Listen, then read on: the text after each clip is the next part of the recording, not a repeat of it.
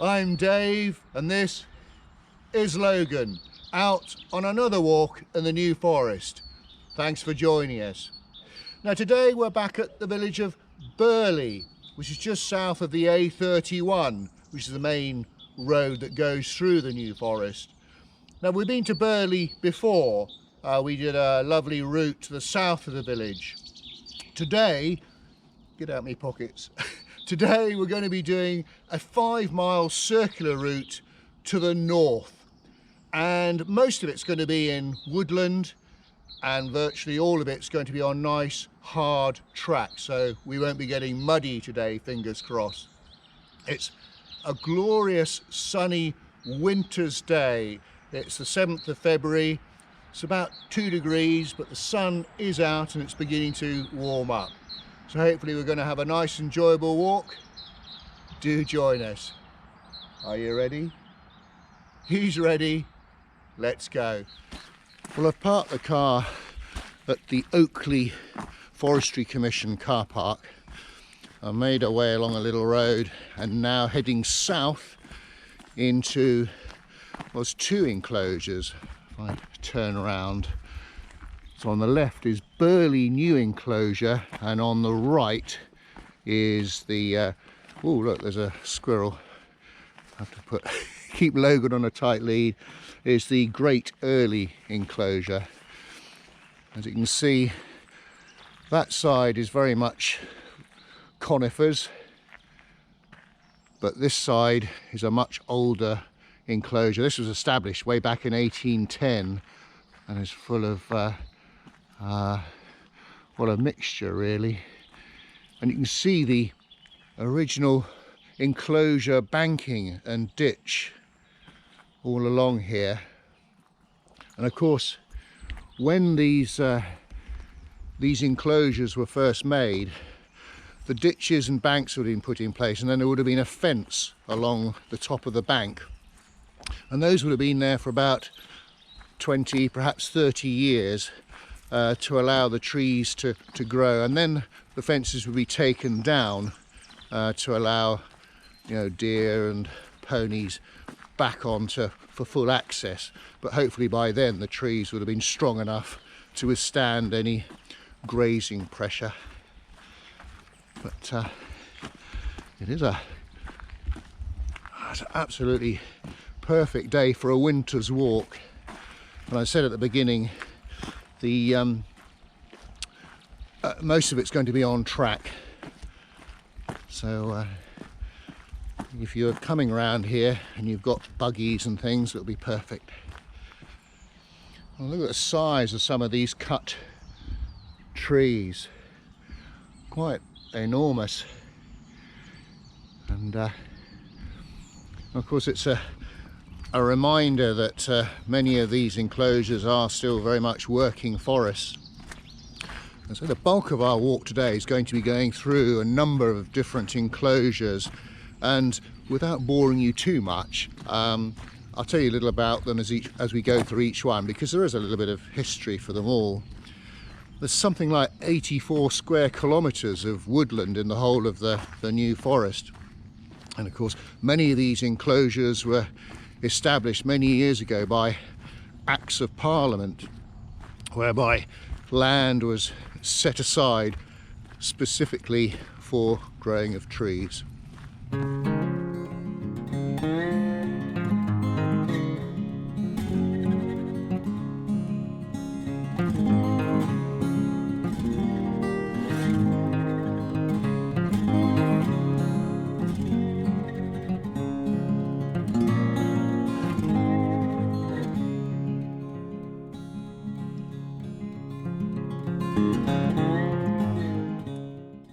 I've just stopped at a little crossroads in the tracks. If you look on the map, this track's called Cockroad Hill, or the area is called Cockroad Hill, and in fact some of the very old maps of the area have a number of little places with the word cock in them, and sure enough, many years ago this would have been the flight path for birds, and they would have been captured in perhaps netting to be eaten. So why were Acts of Parliament required, you might ask? Well, the fact was that the natural regeneration of the woodland, cut down trees or trees that had fallen down, could never be relied upon with the grazing and browsing of deer and ponies in the forest. So there had to be some form of management of the planting and erection of fences to protect the trees in the early stages of their growth. The problem was that the erection of fences was forbidden in the New Forest. Deer, for example, certainly up until the 18th century, had a free range ability to roam the forest. And of course the rights of commoners to allow their stock to graze freely had to be recognised and respected. So the way around that, or a solution, was to have an Act of Parliament that actually established and set aside an area of land for the trees to be grown, to be fenced in, and then after a while the fences would be removed. The problem there was that initially this land would have been wonderful open grazing land, and okay, after the trees had grown, the stock could come back in, but there were still trees here and the grazing wasn't going to be so good. So the commoners weren't too happy about that, but there was a solution to that problem, and I'll tell you about that later on. In the meantime, if you're still watching, just coming out of the Burley New Inclosure, and we're just going to head, and I'll turn the camera around so that you can see, we're now going to go into the Burley Old Inclosure, and this is one of the oldest enclosures in the forest, originally established way back in the 1700s, although a lot of the original trees have been replaced.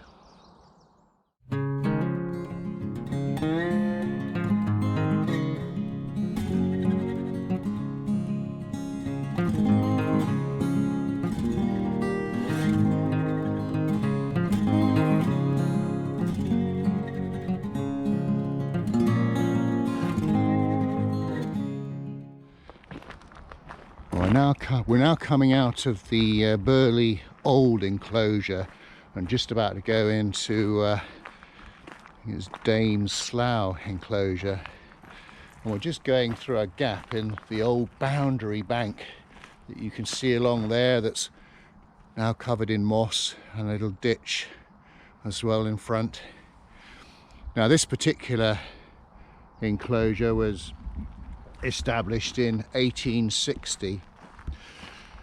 Early on I was talking about Acts of Parliament. Now don't worry, I'm not going to go through each and every one of them, but there were a few that were quite significant. One in 1698, for example, where just over 3,500 acres were planted specifically to provide timber for the Royal Navy. In fact, something like 6,000 acres were authorised, so they could have grown more should they have wished. We're now heading north, just come over a stream called Blackwater Stream, which leads into Highland Water and Ober Water and eventually becomes Lymington River. I just noticed an ant's nest. Now, normally this time of year, these critters, I would imagine, or would half expect to be in hibernation, but they're certainly busy there, aren't they?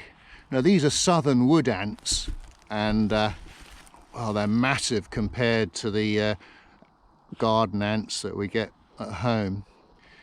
They can get quite aggressive and produce sort of formic acid.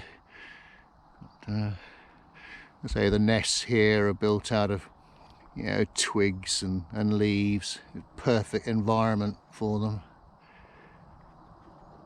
Amazing to think that I read somewhere that the queens can live up to 15 years. But, perhaps this nest has been disturbed. So there are lots of nests around here, but they all look damp and very inactive, should I say. But usually they're built facing south so that they get the sun. Wow, isn't that quite picturesque? It's an old New Forest keeper's lodge, and I would take an educated guess it might have been built in 1876. And look at the antlers on the side. But what I want to show you is a couple of cottages by it. And yeah, right next to the keeper's lodge are Anderwood End cottages. I'm not going to get too close, there's a rather fierce looking dog there. But both these cottages are timber sustainable rural homes constructed by the Forestry Commission on Crown land to provide rented accommodation for commoners.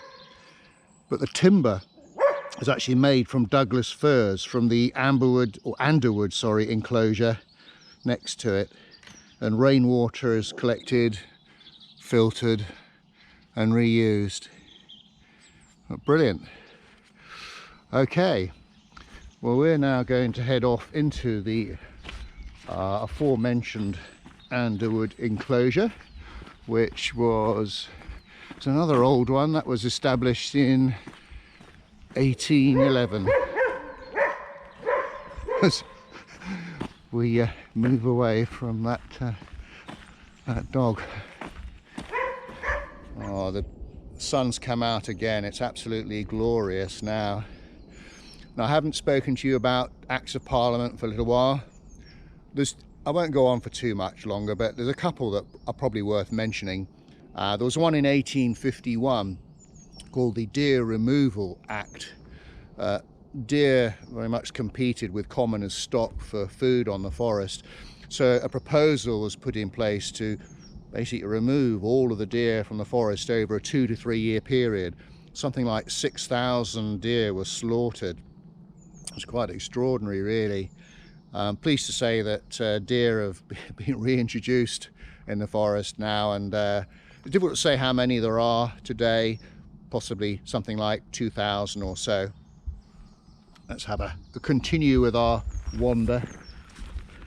And at the same time, there was a reduced need for timber in the Navy. For example, HMS Warrior was the first iron hull battleship in 1860, I think it was. And so permission was then given for conifers very much to be planted.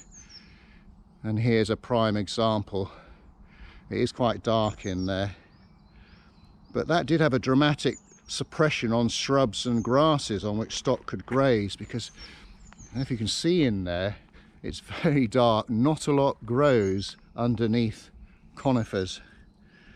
And well, there was a further act, and this is the last one, in 1877, or the last one I'm going to talk about, the threat of disafforestation, which is basically reducing the privileges of a forest to the state of an ordinary land and exempt from forest laws.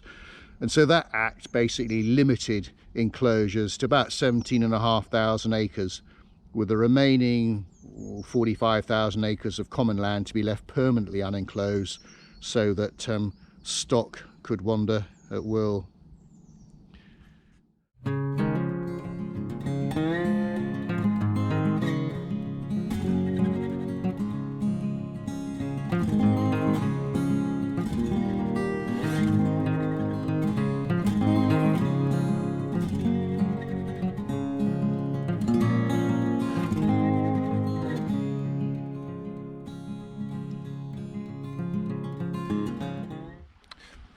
We're now in our last enclosure of the walk, Burley Outer Rails Inclosure, which is to the north of our route, established in 1810, and right by a lovely little stream, and this is called Blackensford Brook, and it eventually joins the Blackwater, which we saw earlier on in the walk. And then just to the left of here, we're probably not going to be able to see very much because A, the sun, and B, the there's a load of trees there, but that's the site of Burley Lodge, which was first mentioned in 1490, and in 1690 Charles Powlett, or Powlett, I'm not quite sure how you pronounce that, he was later second Duke of Bolton, and he lived there, and indeed his family members lived there until the early 19th century. But when the 6th Duke died in 1794 without a male heir, his dukedom basically became extinct, and in 1809 the Crown bought the outstanding portion of the lease from the Dowager Duchess, after which the house was eventually demolished. Now a second smaller lodge was built on the site for use by New Forest keepers, and then a farmhouse, and those buildings are both still here. Well, I simply had to stop and look at this. I can just see a couple of faces in there, can you? A bear's head popping out? Or is it just me? Oh, those branches have become intertangled. Absolutely lovely. Wonderful. Well folks, we've come to the end of our walk. Thank you again. We hope you enjoyed it. If you did, please give us a like, thumbs up, do comment, and remember to subscribe, and that way you'll be able to hopefully join us for another walk sometime in the future in the New Forest. It's been a lovely day weather-wise, very cold, but the sun's been out, real freshness, some fantastic smells of the forest. I hope you weren't put off by me going on about all those acts of parliaments and what have you, but this is something like, I think, our 31st walk in the New Forest together, and I wanted just to go through some of the history of some of those acts of parliament, which gives you an idea of how the forest has developed over the years. So we're off into the centre of the village of Burley to find somewhere for a nice bowl of hot soup. So until the next time, thanks for watching, and cheerio. Lots of squirrels around here.